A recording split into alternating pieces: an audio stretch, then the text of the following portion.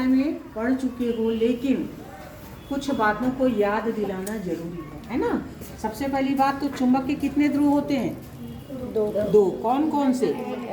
N और S, जो कि इस पे अंकित रहता है, एन और एस। और ये वाला चुंबक कौन से प्रकार का चुंबक है? छड़ चुंबक। और ये घोड़े की नाल होती है ना, वैसा चुंबक है नहीं? Yes ma'am. तो इसको क्या बोलते हैं? नाल चुंबक। क्या कहते हैं? नाल चुंबक। तो इसमें भी एन और एस दिखेगा, ठीक है। एन का मतलब उत्तरी ध्रुव और एस का मतलब दक्षिणी, ठीक है। चुंबक प्रकार के हैं अपने पास जो कि हम बना रहे हैं, ये प्राकृतिक नहीं है, ये कृत्रिम है, हमारा मानव निर्मित है ना। तो अब ये जितने भी प्रकार, जैसे यहाँ 3 प्रकार का तो दे दिए, ये 1 2 और ये तीसरा चुंबकीय सुई भी होती है। लोग अपन क्या करते हैं, बहुत ज़्यादा करते हैं दिशा जानने के लिए। हमें दिशा का कई बार पता नहीं चलता, अगर सूरज ना निकले तो मुश्किल होता है और रात में भी मुश्किल होता है, तो अपन इसका उपयोग कर सकते हैं, क्योंकि ये हमेशा उत्तर दक्षिण में ही ये चुंबकीय सुई रुकती है ना। तो इससे दिशा को, और पनडुब्बी से, जहाज में भी इसी से दिशा का ज्ञान किया जाता है, ठीक है। हम अभी तुमको एक बात ये दिखा रहे हैं कि चुंबकीय प्रेरण क्या है। प्रेरण यानी उससे प्रभावित होकर के उसमें वो गुण आ जाना, ठीक है। तो ये चुंबक है, लेकिन ये क्या है? आल्पिन। आल्पिन काहे से बनता है बेटा ये? तो ये चुंबक है क्या? नहीं है ना। और ये लोहे से बना हुआ है, और चुंबक किसको खींचता है? चुंबकीय पदार्थ को अपनी तरफ खींचता है। और कोई कागज और कुछ रहेगा तो उसको खींचेगा क्या? खींचेगा, है ना। तो हम अभी देखेंगे चुंबकीय प्रेरण क्या है, इसको देख के समझो। ये देखो, बस करोगे, ठीक है।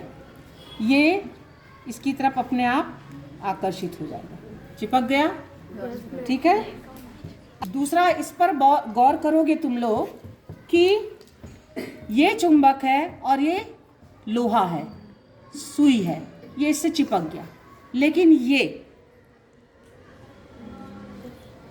किससे चिपका? दूसरी सुई, दूसरा आल्पिन, पहले वाले आल्पिन से चिपक गया, ठीक है।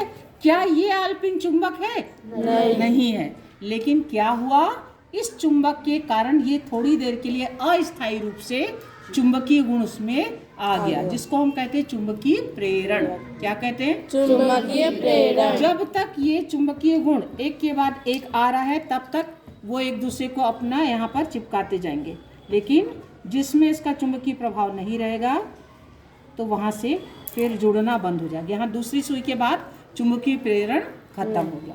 समझ में आया? ये चुंबकीय प्रेरण है, ठीक है। इस गुण को चुंबकीय प्रेरण कहते हैं, ठीक। और एक बात, ठीक है, ये क्या चुंबकीय पदार्थ है? नहीं है ना।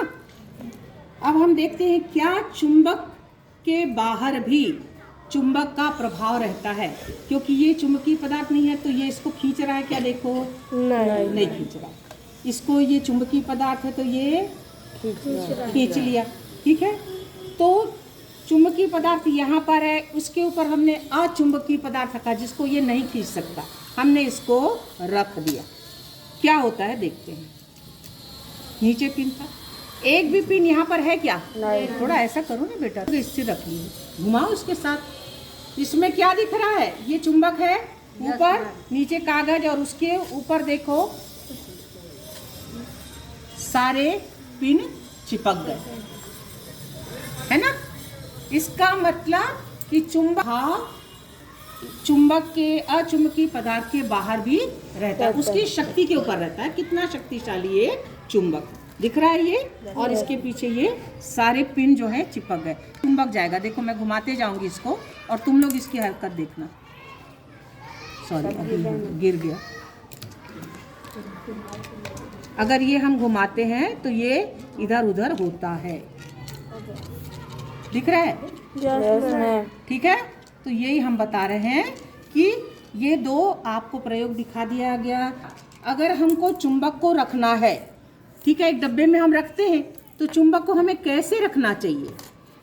हमको इस तरीके से जमाना चाहिए या इनके बीच में अगर हम ऐसा जमाते हैं, देखो चिपक गए। तो हमें क्या करना होते हैं, जब एक बात और, चुंबक के दो ध्रुव होते हैं, ठीक है।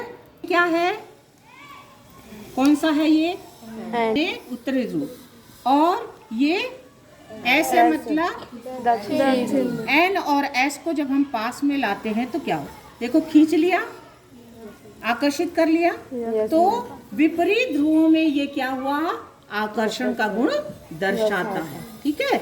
अब अगर एन के सामने एन लाते हैं तो क्या होता है, देखो ये दूर हट रहा है। हम जितना बाहर ले जाते हैं, आप हाथ में भी महसूस करोगे, देखो नाच रहा है ये, यानी ये पास नहीं आना चाहते। समान ध्रुवों में विकर्षण होता है, प्रतिकर्षण होता है, दूर हटने क्रिया होती है, ठीक है। ये बात इस प्रयोग से सिद्ध हो रही है कि नहीं हो रही है, कि समान ध्रुवों में विकर्षण और असमान ध्रुवों में आकर्षण, ठीक है, ये दिख गया। अब ये जो है, कौन बात कर रहा है, ये चुंबकीय रक्षक कहलाते हैं। ये कैसे, अगर हमको इसका चुंबकत्व को स्थायी रखना है, इसके शक्तिशाली प्रभाव को स्थिर रखना है, तो हमें हमेशा चुंबक को इस तरीके से रखना पड़ेगा, बीच में ये, फिर खड़ा खड़ा रखना पड़ेगा, इसको रखे, फिर इसको रखे, और बीच में हमने इसको रख दिया, ठीक है। और आजू बाजू दो चुंबकीय लोहे के जो ये रख दिए ना हमने, तो इससे हम इसको रक्षा करने के लिए इसको, तो इसका चुंबकत्व क्या होता है, फिर बना हुआ रहता है, वरना धीरे धीरे इसका चुंबका कम होने लगेगा। तो ये होता है अपन को इसको रखने का तरीका, ये कहलाते चुंबकीय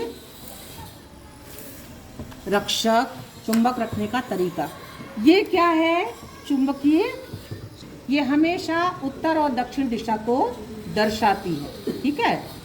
अगर हम इसके सामने भी ऐसा चुंबक लाएंगे तो देखो चुंबक की सुई क्या हुई, घूम रही है कि नहीं, अभी घूम रही है, क्यों, क्योंकि ये भी एक चुंबक है और ये भी एक चुंबक है, तो उसके प्रभाव से वो घूम रही है।